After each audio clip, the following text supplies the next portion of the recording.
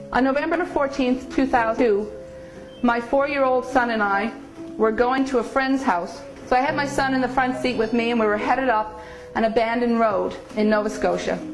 And as I went up this little abandoned road, I saw a large lake that had flooded. The water was rushing across the road into a small marshy pond.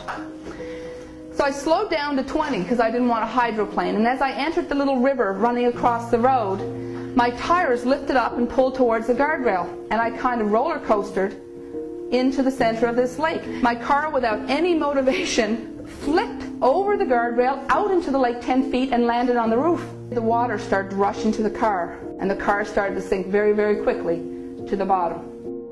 So I looked at my son and I said, okay, we have got to get out of this lake. So when I tell you, you take a deep breath, and Mommy's going to open the door and we're going to swim out of the car. And as the water came up over me, I got to the point that we had to breathe, and I said, okay, take a breath now, baby. And the two of us took our breath, and the water came up over our heads very quickly. I pulled the door handle, the door wouldn't budge. I leaned over, I pulled his door handle, it wouldn't budge. I started a little frantic, pulling on doors and pushing on windows. Nothing was moving.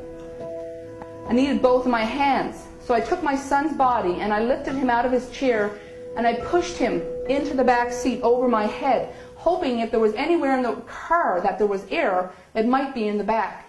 But when I looked back, that car was upside down, and if there was air, it was in the trunk. So I pushed him away from me, and I began in earnest life-saving.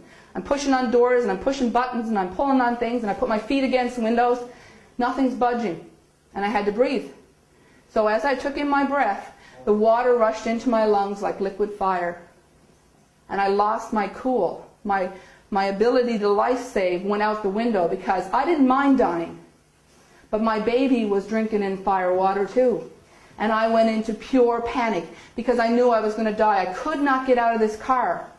And I knew I was going to die, so I wanted my son's body back. I wanted him to hold him because in his dying moments I had pushed him away. What was he going to think? So I started frantically searching the car for a coat tail or a shoe or something I could grab and pull back so I could die with my baby in my arms. I couldn't find anything, and the more frantic I got, I had to breathe. And just before I took the next breath, I heard in my ear, as loud as my voice to you today, relax.